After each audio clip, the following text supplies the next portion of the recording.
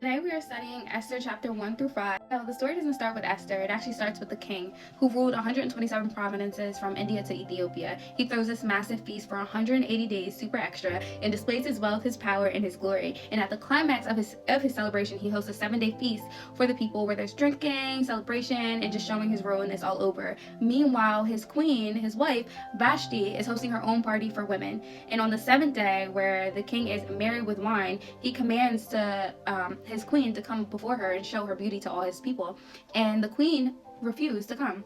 So he ended up removing her from being queen. And this is really important because it shows that God creates vacancies before you even know it. So in chapter 2, we're introduced to Esther, and it says that she didn't have a mother nor a father, and this young woman was super beautiful and very lovely. She's a Jewish orphan, and she's raised by her cousin Mordecai.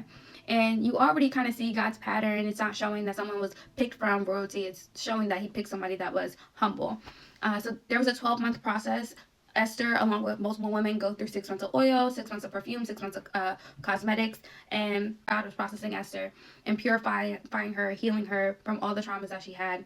In Esther 2:15, that she requested nothing except for what Haggai advised. And this is huge because while the other women asked for jewels, ornaments, perfumes, luxury things, Esther literally asked for nothing extra. Remember, she's an orphan, so she's placed in this situation where she can ask for certain things, and she literally doesn't.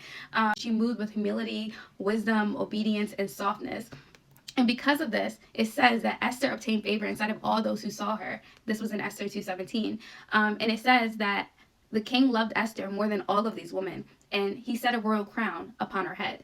So this is divine elevation because she went from being an orphan to being favored to being the queen.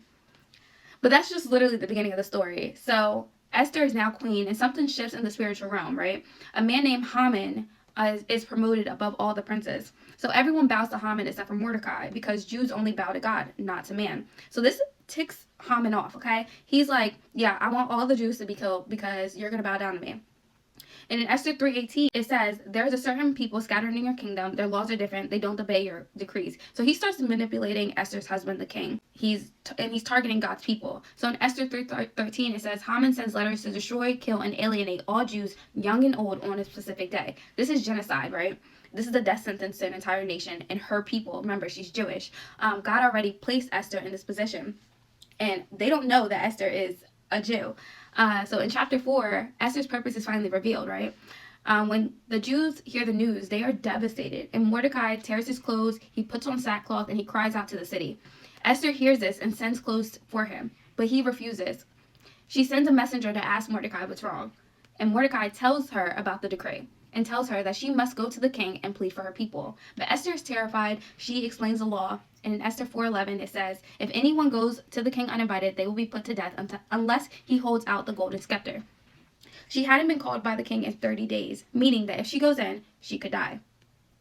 Then Mordecai speaks the one of the most iconic lines in the Bible. It says in Esther 4:14, who knows whether you have come to the kingdom for such a time as this? This is the moment that Esther realizes God didn't elevate her for her beauty. God placed her there for a purpose, and her crown is connected to her calling, and her assignment is bigger than her comfort. So Esther then rises to destiny. So in Esther 4:16, again, because of those 12 months where she was getting crushed by the Holy Spirit, her strategy was fasting.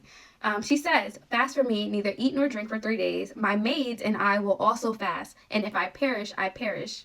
Not only did she just fast herself, she called on all the people around her and the Jews also to fast with her, because she knew that the only way she was going to get through it is through God. Before she risks her life, she anchors herself in God. Okay? In chapter 5, Esther takes action. So after 3 days of fasting, Esther gets dressed in her royal robes, right? Notice that she doesn't go in as a scared orphan girl. She walks in as a prepared woman of God, okay? She steps in her inner court uninvited, risking death, okay? But God moves.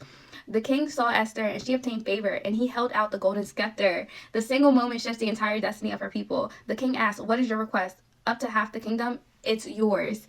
But Esther doesn't rush. She doesn't react out of emotion. She moves with strategy. She invites the king and Haman to a banquet. And at the banquet, she invites him to another one. Why two? Because God is working on the king's heart. God is setting up Haman's downfall. Timing matters, strategy matters, wisdom matters. This is the moment that the entire reversal begins. A reversal that will unfold in chapter 6 through 10. But in chapter 5 alone, we see that Esther steps into courage, favor, calling, boldness, spiritual authority, and she has become the woman that God prepared her to be. I will leave, and then in a couple days I'll post 5 through 10.